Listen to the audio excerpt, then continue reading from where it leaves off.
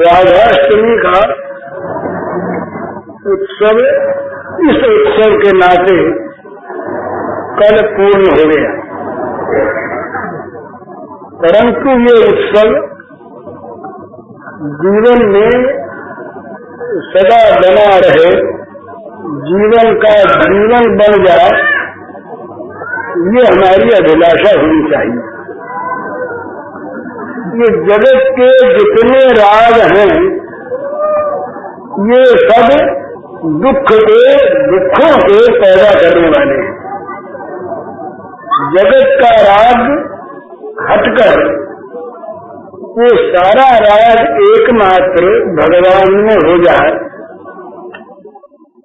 तब फिर जीवन उत्सव में बन जाता है। ये सिद्धांत है भला जगत में राग वालों को क्या मिलता है? 4 चीजें उन्हें मिलती हैं। सबका अनुभव है, अनुभव होने पर भी भूले हुए दूसरी बात है। अनेक चित्त विभ्रांता मुँह जार समावृता। संसार में जिनका राग है वे लोग कभी स्थिर चित्त नहीं हो सकते। उनका चित्त नित्य निरंतर भटकता रहेगा, कभी भी वो शांत नहीं हो सकता। एक बात। दूसरी बात, चिंता मतिर्मयांच प्रलयांताम उपाश्रता। जीवन भर मृत्यु के अंतिम श्वास तक उनका चित्त चिंताग्रस्त रहेगा। वो जलते रहेंगे, भले वे प्रापंचिक दृष्टि से बड़े ऊंचे माने जाते हैं, परंतु उनकी चिंता नहीं मिटेगी, वो चिंताग्रस्त रहेंगे निरंतर। तीसरी चीज, उनके द्वारा बुरे कर्म हुए बिना रहेंगे नहीं पाए। ये पाप क्यों होता है? बड़ा एक स्वाभाविक प्रश्न है अर्जुन का, तो प्रत्येक समझदार का प्रश्न हो सकता है। मनुष्य सोचता है कि ये बुरा काम है, नहीं करना चाहिए। हरेक आदमी जिनके द्वारा बुरे कर्म बन जाते हैं, वे भी बन जाने के बाद सोचा करते हैं कि भाई ये काम अच्छा नहीं हुआ, बुरा हो गया, आइंदा न हो तो अच्छा, फिर कर बैठते हैं। तो अर्जुन का एक प्रश्न है, असत्येन प्रयुक्तोयम् पापम चरति पुरुष अनिच्छन्नति वार्ष्णे बलादिव नियोजिता। अक्षरार्थ यह है कि अनिच्छन्नति, इच्छा नहीं है हम पाप करें, मन नहीं चाहता हम पाप करें,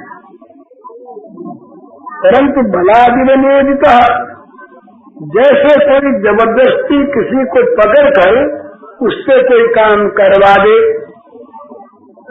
बलपूर्वक जिसे नियुक्त करके नियोजित करके किसी काम को करवा दे, इस प्रकार ये पाप कर्म बन जाते हैं। तो अर्जुन ने पूछा, महाराज केन प्रयुक्त हो या पापम चरति पुरुष, ये किसके द्वारा, कौन ऐसा है हमारे अंदर बैठा हुआ जो हमें इच्छा न होने पर भी पाप हमसे करवा देता है? वहाँ भगवान का इतना सुंदर उत्तर है, ये नहीं कहा कि तुम्हारे भाग्य में पाप लिखा है। हम लोग बहुत बार अपने दोष को छिपाने के लिए भाग्य का आश्रय कर लेते हैं, भाई हमारे भाग्य में तो पाप ही लिखा है। किसी और बात और काल भगवान ने बताया। भगवान ने साफ शब्दों में कहा, कामेश क्रोधेश रजोगुण समुद्भव महाशनि महापात्मा विध्यन निहवैरण। भगवान ने कहा भाई बैरी को जो तुमने अपने अंदर पाल रखा है, काम मन में रहता है, अंदर रहता है, तो कहा कि बैरी को तुमने अंदर बसा रखा है। वो बैरी कौन है? वो बैरी है भोग कामना। भोगों की कामना, भोग प्राप्त हो, इस प्रकार का जो हमारा मनोरथ है, काम है, ये बैरी है। यही काम जब सफल होता है तो लोभ बनता है, और असफल होता है कहीं मार खा जाता है, क्रोध बनता है। कामा क्रोध हो जाए तो कामा लोभ हो जाए। इस जगह मार्कंडेय पुराण में विचार आता है, कामा लोभ हो जाए। दोनों एक ही बात है, लोभ या क्रोध, इन दोनों में से कोई सा भी जागृत हो जाए उसका अगला स्तर है सम्मोह। लोभ भी मनुष्य को मूढ़ बनाता है और क्रोध भी मूढ़ बनाता है। तो दो ही चीज होती है, अभी हमें अमुक चीज मिले और यदि नहीं मिली तो अमुक ने बाधा दी, उसको समाप्त कर। तो आसुरी संपत्ति वालों के यही बताया है कि काम क्रोध परायणा, काम और क्रोध इन दो के वो पराय रहते हैं, और ये काम ही क्रोध बन जाता है। तो ये काम ही तुम्हारा शत्रु है, तुम्हारा बैरी है, जो तुम्हें बाध्य करता है पाप करने के लिए। ये कैसा है? इसकी भूख विषयों से कभी भागती नहीं। एक जर्मन एक विद्वान हुए फ्रायड ने ऐसा कहा है, बिल्कुल भ्रांत धारणा है कि विषयों के भोग से विषय तृष्णा की शांति होती है। बात यह है कि विषयों के भोग से विषय भोग की शक्ति का नाश तो होता है, पर तृष्णा न जीर्णा वयमेव जीर्णा, विषय कामना का, तृष्णा का नाश विषयों के भोग से हो जाए। विषय न का लगे तुलसी कहूँ, विषय भोग बहु मिलते संभव नहीं। तो विषयों को प्राप्त करने की अभिलाषा, विषयों की प्राप्ति से उत्तर उत्तर बढ़ती है महाशन। इतना खा के खाते खाते पेट भरा ही नहीं। तो ये कामना जीवन में रहती है, इसलिए बिना पाप के आदमी बचता नहीं। तीन बात हुई ना, जीवन भर अशांत चित्त, जीवन भर चिंताग्रस्त चित्त, और जीवन भर नए नए पापों में प्रवृत्ति। हम देख रहे हैं ये कानून किसी पाप को मिटा नहीं सकता। कानून बनाने वाले, मनवाने वाले और मानने वाले अगर मिल जाए तो कानून किताब में रहता है, कानून आचार में नहीं आता। हम आज क्या देख रहे हैं? ये जो महान से महान घृणित कार्य, खाने पीने की चीजों में और दवाई में भी मिलावट, जिनसे मनुष्य के प्राणों का संबंध है, ये क्यों? कामना, भोग कामना। जब मनुष्य की ये कामना सीमित रहती है, शास्त्र विहित रहती है, इसीलिए हमारे यहाँ अर्थ धर्म काम मोक्ष में अर्थ और काम काम का बहिष्कार नहीं है। ये चाहिए, ये पुरुषार्थ में माना है, बुरी चीज नहीं। तो अर्थ और काम हो धर्म नियंत्रित, और उनका लक्ष्य हो मोक्ष। मोक्ष के लिए धर्म का पालन हो, और धर्म के पालन के लिए जहाँ जितने काम अर्थ की आवश्यकता हो उतने का सदुपयोग किया जाए, ये अर्थ और काम का अभिप्राय है। लेकिन जहाँ भगवान और धर्म का संबंध नहीं रहता, वहाँ ये काम जो है ये सारे पापों को बनाने में ये काम कारखाना है। भला ये काम है, ये पाप का कारखाना, बहुत बड़ी फैक्ट्री। इसमें से पाप योनय, ये दुख योनय, ये भोगों की कामना से क्या होता है? दुखों की उत्पत्ति होती है, दुख होते हैं पाप से, दोष से। तो आखिरी संपत्ति वाले क्या करते हैं? मैं राग की बात कह रहा था, उनके स्वरूप का वर्णन हमारे आज के स्वरूप से मिलाइए। इदमद्यमयालब्ध इमं प्राप्स्ये मनोरथम इदमस्तीद मकुले भविष्यति पुनर्धनम असो मया हत शत्रु हनिश्चय चापरानपि ईश्वरो हम भोगी सिद्धो हम बलवान सुखी आढ्यु जनवानस्मि कोन्यो सदृशे सदृशमया यक्षे दास्यामि वो दृश्य इत्याज्ञान विमोहिता। भगवान ने मानो हम लोगों के जीवन का एक चित्र खींच दिया पहले से।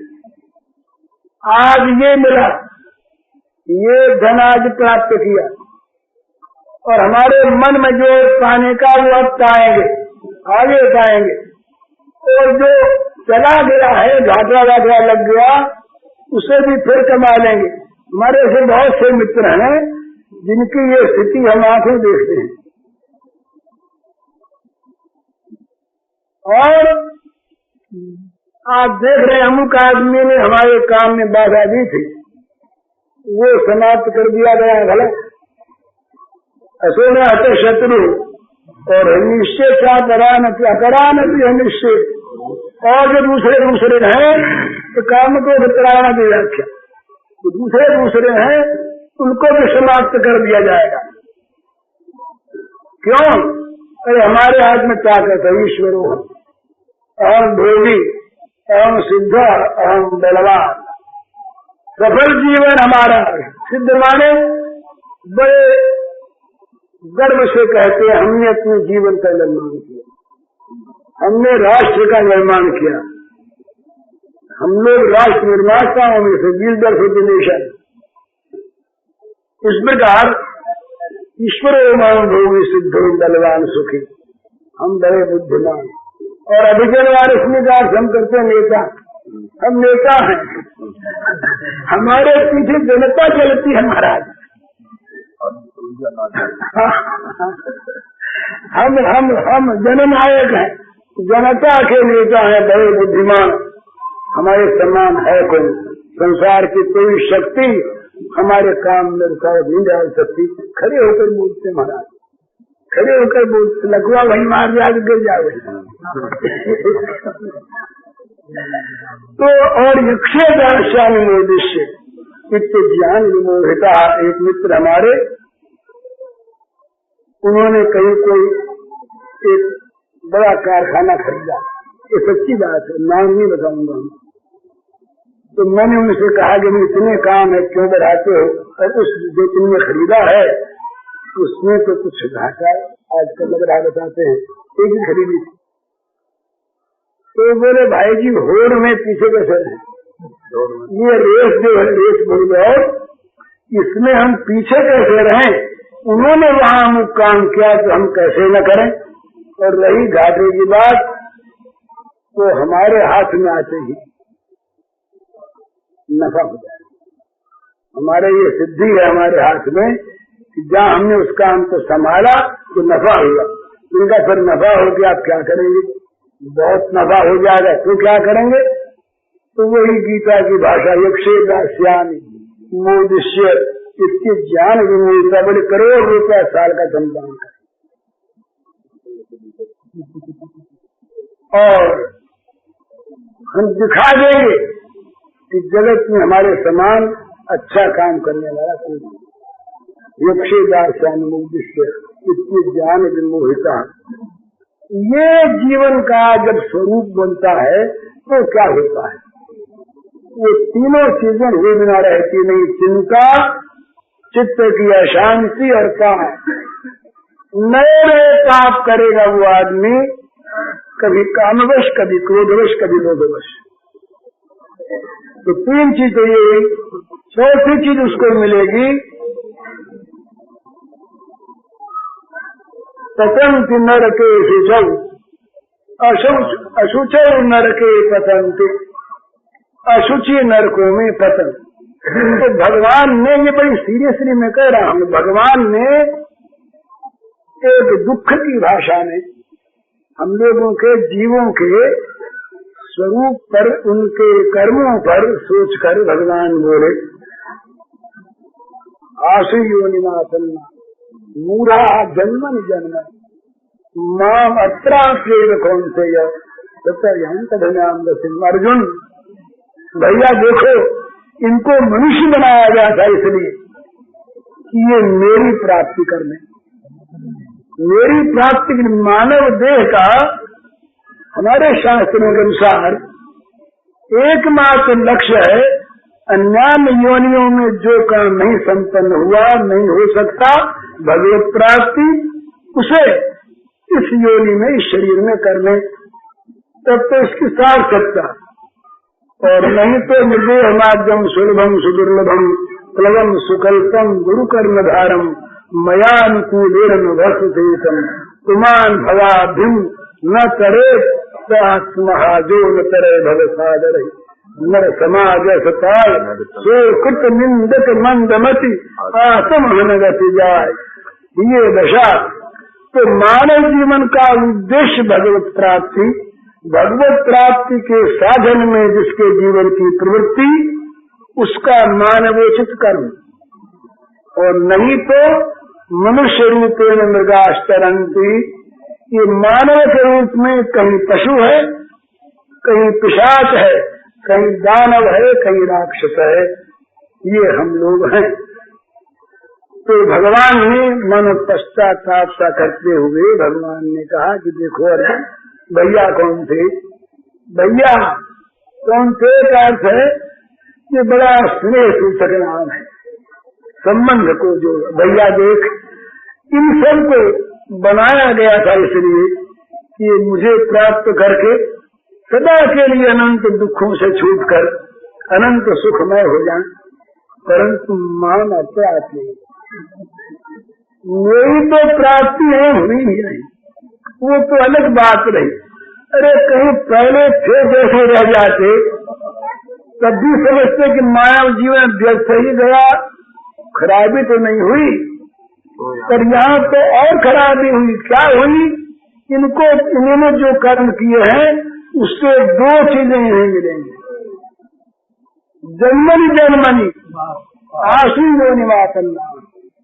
एक जन्म में नहीं, जन्म जन्म में इनको आशु योनियों की प्राप्ति होगी, तो उसके पश्चात अधम गति मिलेगी। बुरी बुरी योनियों में ये जाएंगे बुरे बुरे फल भोगने के लिए, और उसके बाद नरक में जाना पड़ेगा। हम कह दें आज अभिमान बस हम नरक नहीं मानते, वोट ले लो भले, मतगणना कर लो। असल में ये मतगणना का जो एक रूप है ना, ये है मूर्खों का। अधिक मतगणना मूर्खों की होती है। अधिक एक मत जो है ये कहीं भोगों में सुख है कि नहीं इसकी मतगणना करिए। एक आधा भले भूले भटके कह दे कि सुख नहीं है, जो यहाँ भोग न पाया हुआ अभावग्रस्त इसलिए वैराग्य नहीं, घर छोड़ना चाहते हैं वैराग्य से नहीं, अनुकूलता के अभाव से। तो भगवान ने कहा कि देखो भाई कितना बड़ा अनर्थ हो गया, ये मनुष्य बनाया गया था इन्हें मेरी प्राप्ति के लिए, मेरी प्राप्ति के तो ये मार्ग पर ही नहीं आए। इन्होंने ऐसे कर्म किए, इन मूढ़ों ने, मूढ़ समझा जी महाराज, भगवान भी करे बोल गए, मूढ़ा नराधमा माया हृतज्ञाना। ये भगवान के, हम लोगों के लिए, मेरे जैसों के लिए ये भगवान के शब्द हैं। नमाम दुष्कृतिनो मूढ़ा प्रपद्यन्ते नराधमाः माया सज्ञानः आसुरं भावमाशंकाः। वे दुष्कृति, वे पाप कर्म करने वाले लोग जो मूढ़ हैं, नराधम हैं, माया से जिनका ज्ञान हर लिया गया है, आसुरी भावों का जिनको आश्रय है, वे मुझे नहीं मानते। नाम न प्रपद्यन्ते। ये पापी दो प्रकार के होते हैं भला।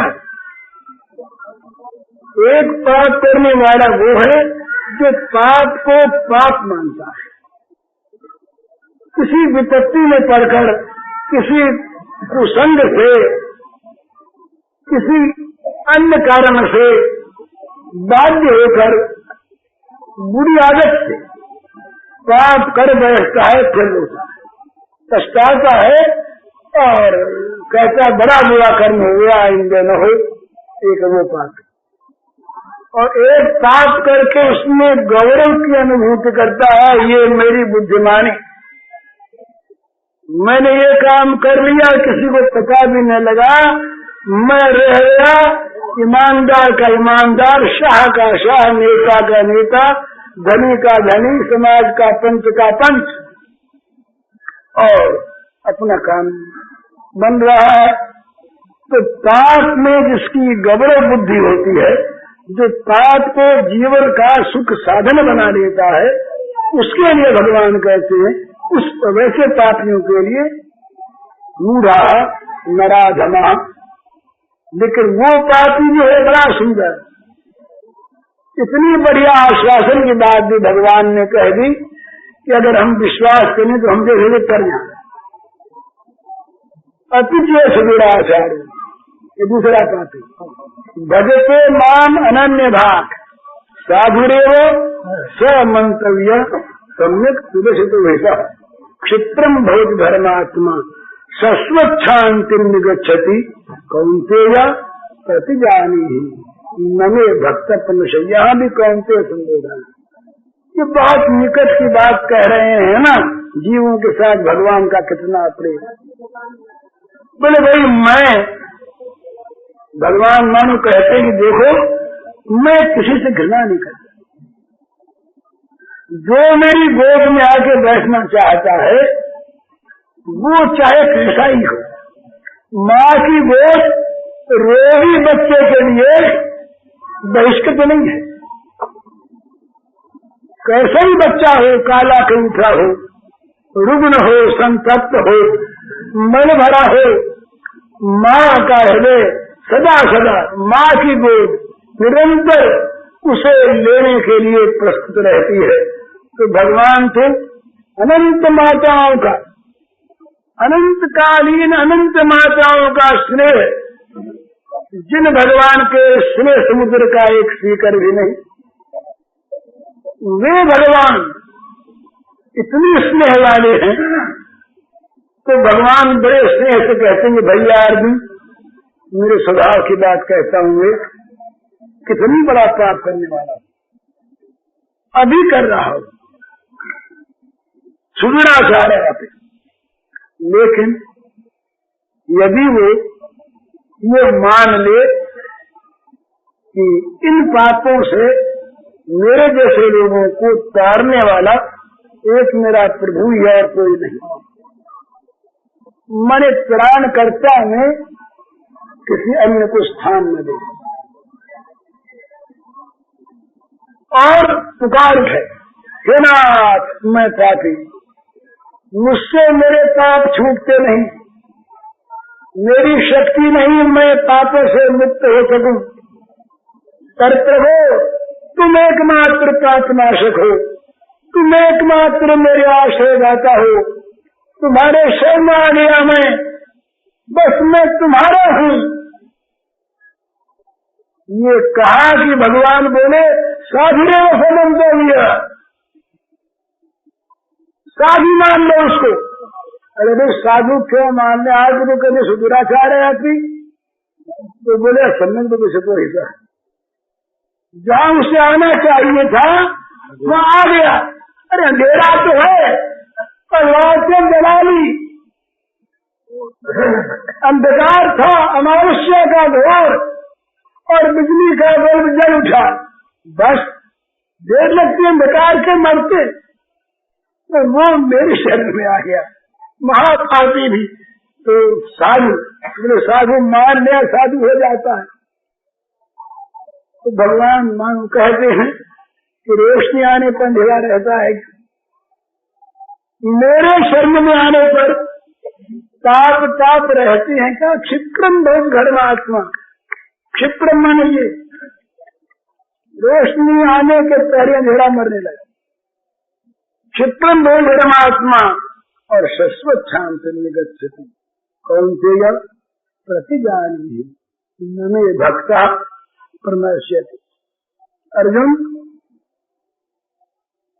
बहुत शीघ्र तुरंत वो धर्मात्मा हो जाता है, और वैसे धर्म वाला नहीं कि जिन धर्मों का परिणाम पुण्य हो तो जिन पुण्यों का परिणाम वापस लौटना हो, वो नहीं।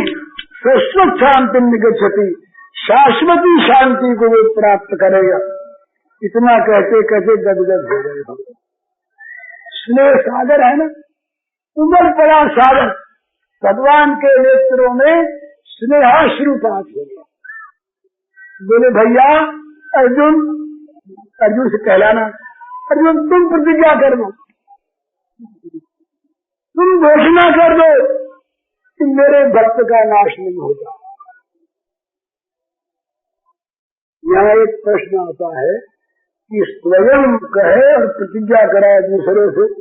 यहाँ भक्त और भगवान का बड़ा सुंदर एक संबंध सूचित किया गया है। महाभारत का युद्ध होने वाला है, अभी पहला दिन है जहाँ गीता सुनाई जा रही है। अभी युद्ध का प्रारंभ नहीं हुआ, शस्त्र संपात की तैयारी।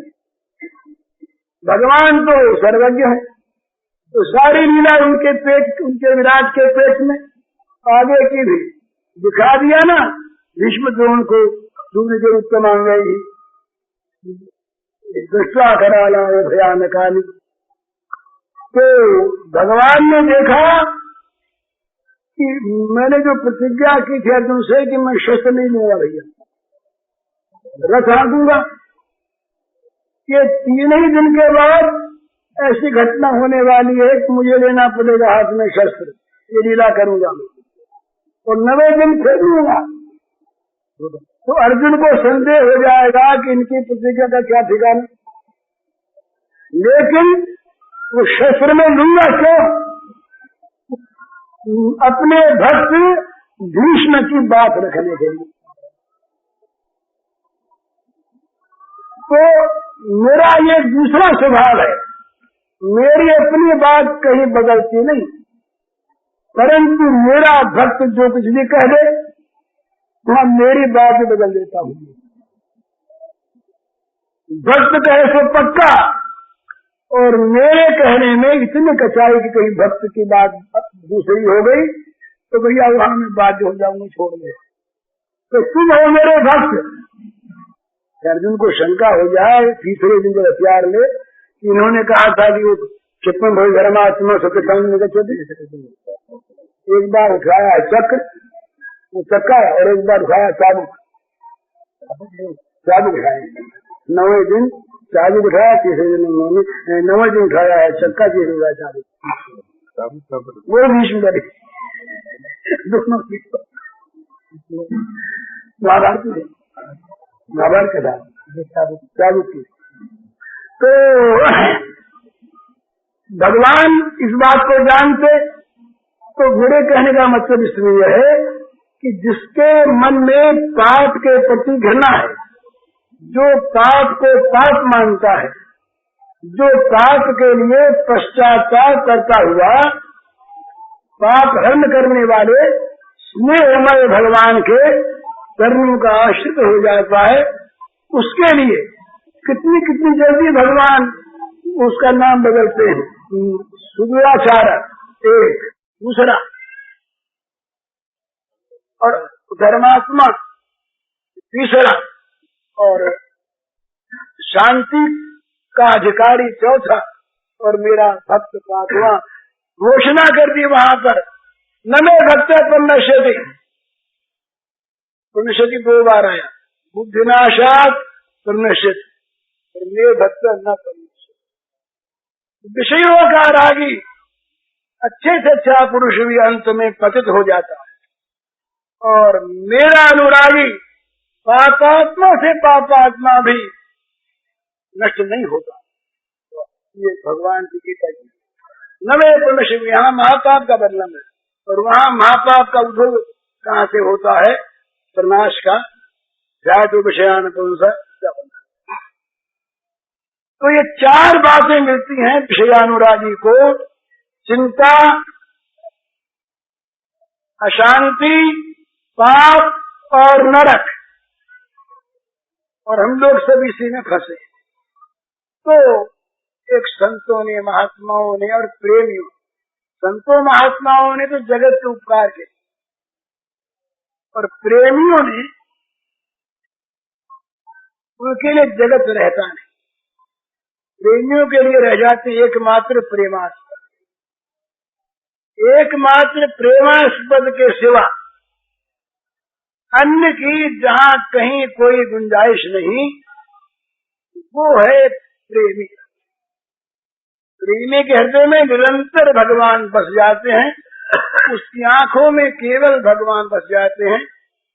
तो प्रेमी का के कर्म, संतों के, महात्माओं के कर्म, ये सब होते हैं इस राग से, भोगों की राग से, भोगा शक्ति से मनुष्य को निकालकर, इस नरक में से निकालकर ले जाना, जहाँ अनंत सुख है, जहाँ सुख का समुद्र ही लहरा रहा है, उस ओर प्रवृत्त कर देना, ले जाना। तो इनमें जो तो ये दूसरा संसार में ये 2 चीज है, एक है भोगानुराग, एक है भगवदानुराग। तो भगवान का अनुराग जहाँ होता है, वहाँ क्या होता है, अपने आप, ये बड़ी सुंदर बात है। आप गमदास जी महाराज, ये हमारे श्री राम जो सुंदर गाते हैं ना भगवान का चरित्र, उस समय जगत याद रहता है, वो जो मीठा सुर है वो तो खींचता है कानों को, और जो भक्त का हृदय है वो रम जाता है उस पद के अर्थ में, जगत रहता नहीं। कल जिस समय वो दधिकांडों का महोत्सव हो रहा था, उस समय उस मंडल में सब तरह के लोग थे, अत्यंत अभाव वाले सांसारिक से और प्रचुर अर्थ वाले, बड़े विद्वान और नितांत अपढ़, ऊंचे अधिकारी और मामूली नौकर, सब प्रकार के लोग थे।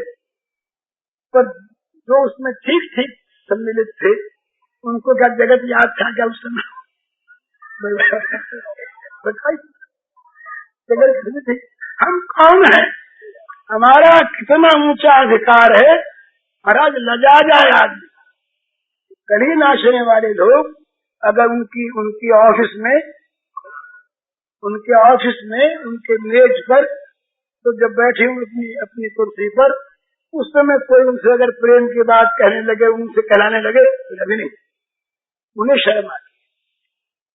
पर कल शर्म रही क्या? किसी को शर्म रही क्या? सारी शर्म, सारा संकोच, सारा संभ्रम, सारा मान किसी ने निकाला क्या? वैराग्य की भावना करके दूर किया क्या?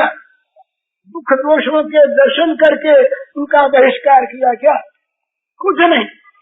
उस राग में, उस भगवान की आसक्ति के इस बाहरी स्वरूप में इतना तन्मय कर दिया कि उस समय हम लोग जगत को भूल गए, दुखों को भूल गए, घर वालों को भूल गए। ये है क्या? जगत तो मन ही पर है ना। मन से अगर जगत निकल जाए तो जगत की सत्ता कहीं है ही नहीं। और मन यदि जगत को न छोड़े तो हम कहीं भी बैठे रहें, हमारा ऊपरी नाम रूप कुछ भी रहे, हम जगत में हैं। हमारे मन में जो है वह हम हैं। तो कल हम उस समय भगवान में बैठे थे, सच्ची बात, भगवान के रस में बैठे थे। तो ये जो राग है, ये जो राग मार्ग है, एक वैधि भक्ति है, एक ये इसका नाम हम रखते हैं आसक्ति की राग अनुगा भक्ति। मन फंस जाए न छूटे ऐसी। भाई भगवान की जो विधिवत पूजा करता है वो बड़ी अच्छी है, करनी ही चाहिए। विधिवत पूजा का परिणाम ही है ये रागमयी पूजा। तथापि विधिवत पूजा में और इस रागमयी पूजा में बड़ा अंतर है। अब वो सबके लिए नहीं होती। व्यास जी महाराज थे, वो श्री जी का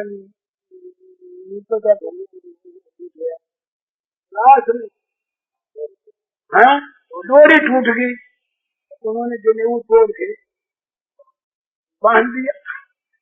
तो ये संध्या बंदन भद्रमस्तु ये जो चीज है सबके करने के नहीं है।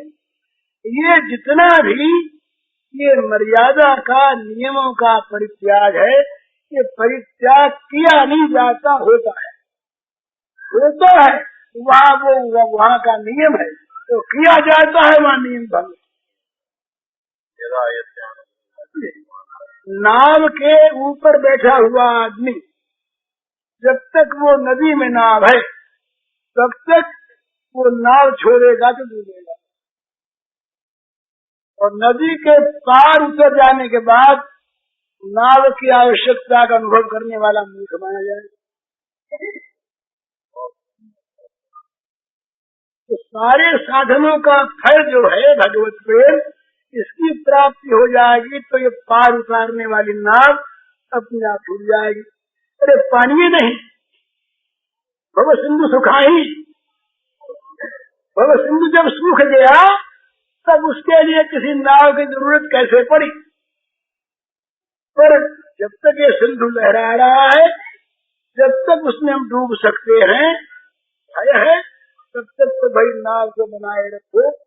नाव भी कहीं डूबना छोड़ो तो मत ही, बैलेंस भी ठीक रखो, सभी कर्म करो।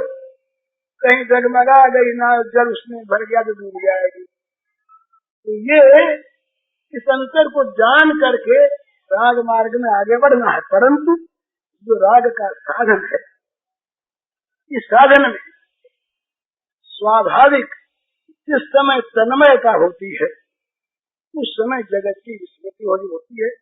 जगत की विस्मृति हुई कि दुख की विस्मृति होती, कुछ नहीं है।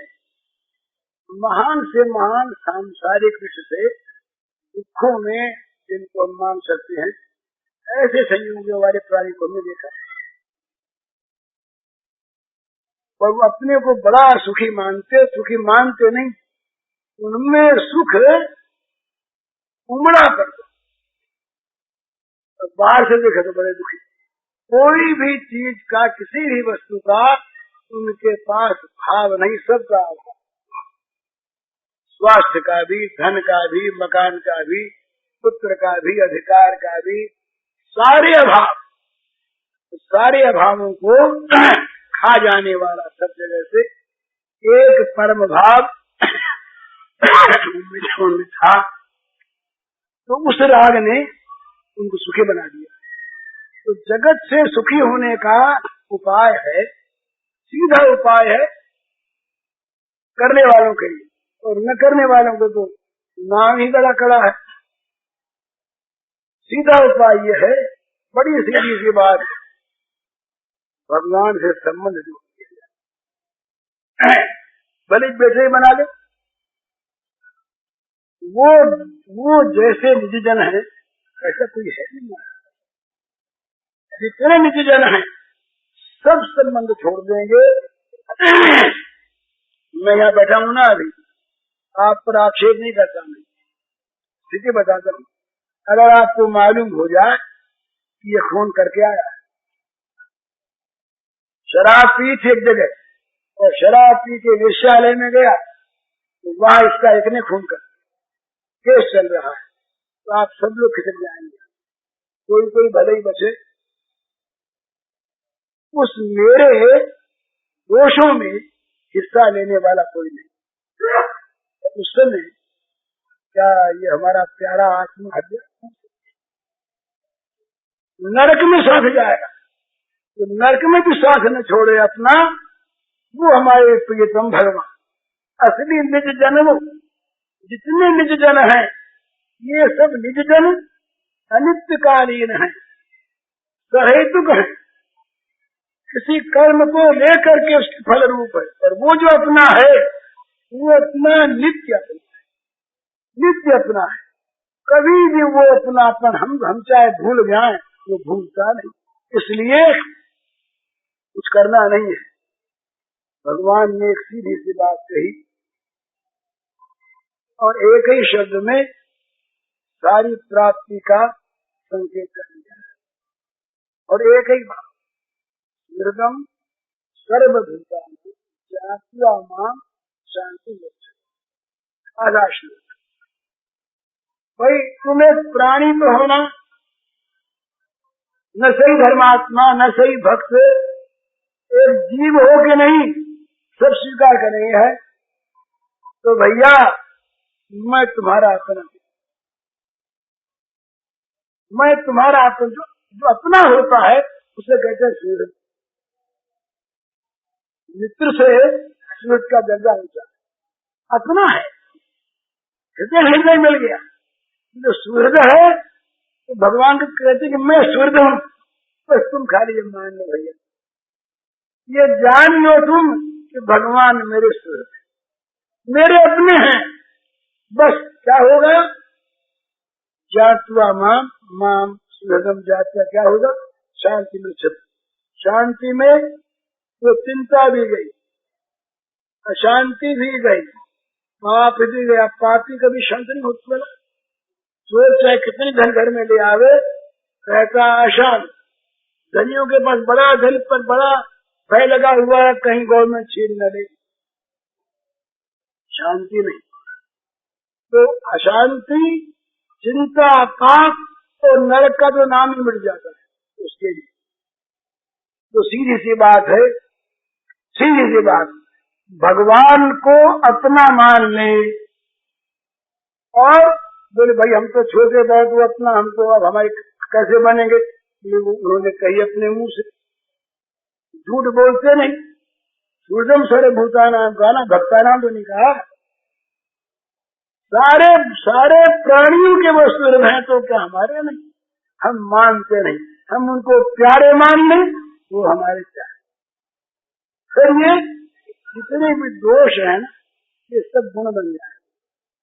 काम क्रोध लोभ मोह मद ये सब रहेंगे वहां पर, इनको निकालने की आवश्यकता नहीं है, परंतु ये रहेंगे उस प्रेम के, उस भगवत सेवा के साधन। तो ये बात जहाँ से सीखने को मिलती है वो है गोपी, जहाँ केवल भगवान मेरे हैं, इसी पर सारा काम चलता है। मेरे अधिकार है, भगवान मेरे, श्याम सुंदर मेरे, मेरे छोटे छोटे बच्चे जब खेलने में आपस में बोले वो कहता है कन्हैया मेरा, वो कहता नहीं कन्हैया मेरा। अब दोनों का दावा एक कन्हैया पर, और कन्हैया को दोनों।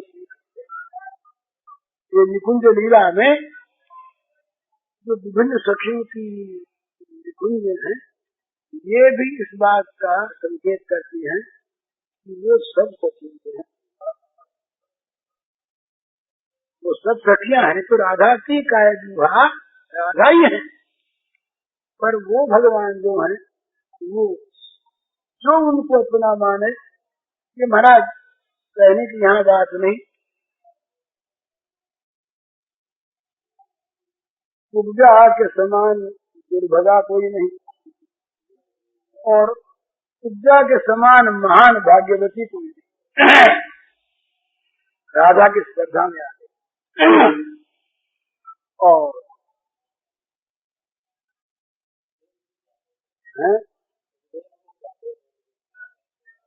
ठीक, उसने वो खाली इतनी बात है और उसमें कोई अंतर नहीं है। उसने निज सुख चाहा, बस इतना ही। और क्रिया से कोई संबंध नहीं है, संबंध इस भाव से है। उसने अपना सुख चाहा, इसलिए वो जो है उसकी जो ये रति है, प्रेम है, ये कुछ मलिनता लिए हुए। तो जगत में सत्य होता साधारण, वो पर हुआ भगवान से। काम भय आते हुआ भगवान, भगवान उसको प्राप्त हुए। उसका सौभाग्य क्या कम है। ऐसी वेश्या भी मुनिचरम बंदिता है जिनसे भगवान मिले, महाभाग्यवती। और अपने लिए इस माने में वो महान दुर्भाग्य जिसने भगवान से प्रेम नहीं चाहा, सुख चाहा। लेकिन भगवान का उसके नहीं हुए। क्या धोजे को नहीं अपनाया भगवान ने? रजत, अरे वो तो अपनाते राक्षसों को भी है, उनको बड़ी सुंदर भावना है। बोल भाई तुम्हारा ये चोला जो है ना बकासुर का, ये चोला जो है ये हमको स्पर्श करने आवेगा तो वो चोला भगवान को नहीं, भगवान उसके गड़ेंगे।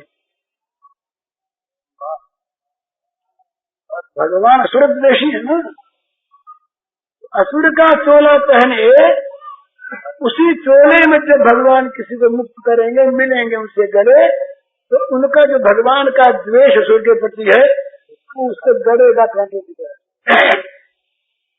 तो भगवान क्या करते हैं वहां पर?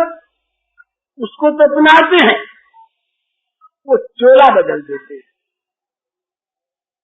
दूसरा चोला। और यहाँ महाराज जब तक मुंह से बाहर नहीं निकले तब तक वो ज्योति बाहर खड़ी प्रतीक्षा करती रही।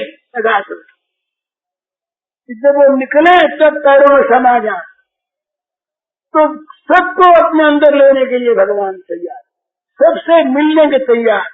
कोई भी दूसरा करार नहीं, शर्त नहीं, कोई चीज नहीं। तुम चाहो कि भगवान मेरे हो जा, तो भगवान कहते हैं हो जाएंगे। तुमने कह दिया कि भगवान हमारे हैं, इसलिए भगवान के बनकर अपने को भगवान का जहां मानोगे ना, एक बड़ी सुंदर बात होगी, करके देखिए। कहने सुनने की बात, भगवान का अपने को मानना शुरू कीजिए, जगत का अधिकार आप पर झुकने दे। और जब भगवान का आप हो जाएंगे तो जगत वाले सोचने स्वाभाविक कि हमारे काम का भी अपना अधिकार आप उठा लेंगे, स्वाभाविक। तो सीधी बात है, जगत का प्रपंच छोड़ना हो, दुख से मुक्त होना हो, निरंतर शांत सुखी जीवन चिंता रहित बिताना हो, और नरक के बदले भगवान के चरणारविंद में सदा के लिए स्थान पाना हो, तो सीधी बात भगवान के हो जाओ और भगवान को अपना बना लो। ये बात एक बार की एक भावना है। ये भक्त क्या चाहते हैं, प्रेमी, इसकी एक तुकबंदी लिख ली, सुना देता हूँ मैं आपको। ये जितने दोष है ना और जितने साधन हैं, तो साधनों की चाह नहीं और दोषों की परवाह नहीं। वो भी नहीं चाहती मनोनाश में, ज्ञान का मनोनाश, और नहीं चाहती चित्त निरोध, योग का चित्त निरोध।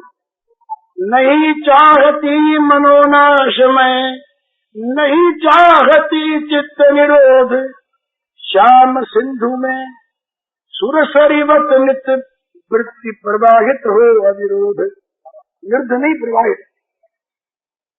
नहीं चाहती मनोनाश में, नहीं चाहती चित्त निरोध, श्याम सिंधु में सुरसरिवत नित्य वृत्ति प्रवाहित हो अविरोध।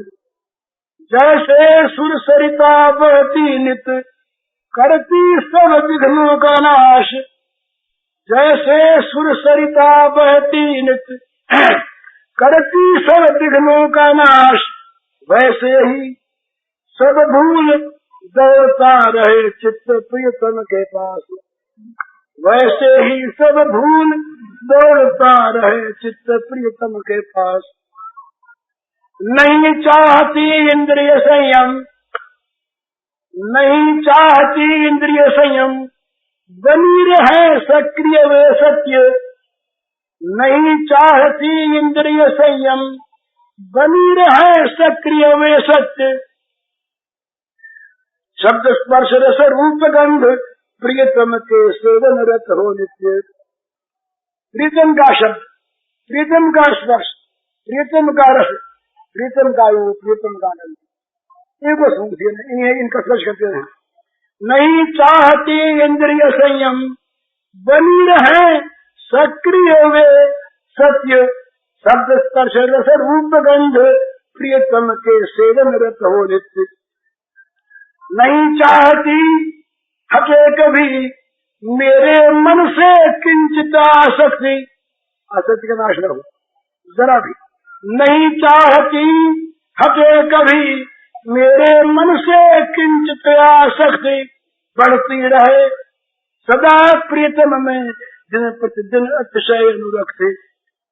बढ़ती रहे सदा प्रियतम में दिन प्रतिदिन अतिशय अनुरक्ति। अनुरक्ति और अतिशय दिन प्रतिदिन बढ़ती रहे। नहीं चाहती मुझे कामना, नहीं चाहती मुझे कामना, कभी वासना का हो अंत। नहीं चाहती मुझे कामना, कभी वासना का हो अंत। तीव्र कामना नित्य वासना प्रिय की बढ़ती रहे अनंत। नित्य कामना तीव्र कामना नित्य वासना प्रिय की बढ़ती रहे अनंत। नहीं चाहती मैं जीवन भर ममता का हो अंत कभी। नहीं चाहती मैं जीवन भर ममता का हो अंत कभी। सबसे हटकर रहे सदा प्रियतम में पूर्ण अनन्य सभी। सबसे हटकर रहे सदा प्रियतम में पूर्ण अनन्य सभी। नहीं चाहती मिटे कभी भी मेरा अहंकार भारी। नहीं चाहती मिटे कभी भी मेरा अहंकार भारी। मैं प्रियतम की नित्य सहचरी रहे सदा यह सुखकारी। ये अहंकार मैं प्रियतम की नित्य सहचरी सदा रहे यह सुखकारी अभिमान रहे। नहीं चाहती कोई भी मैं कभी समाधि राज ले योग। समाधि योग राजयोग ले योग। नहीं चाहती कोई भी मैं कभी समाधि राज ले योग। बना रहे प्रियतम से मेरा नित्य अनन्य मधुर संयोग। नहीं चाहती कोई भी मैं कभी समाधि राज ले योग। बना रहे प्रियतम से मेरा नित्य अनन्य मधुर संयोग। नहीं चाहती कभी मिटे यह अति वैचित्र्य भरा संसार। नहीं चाहती कभी मिटे यह अति वैचित्र्य भरा संसार। प्रियतम ही दिखे सब में सर्वत्र सदा सुच लीलाकार। तो ये तो नहीं, दिखे सब में सर्वत्र सदा सुच लीलाकार। लीला करते हुए श्याम सुंदर दिखाई दे। ये छपन थी। कल बहुत से लोग गए, आज बहुत लोग बाहर वाले जा रहे हैं। 3-4 दिन में अधिकांश लोग चले जाएंगे।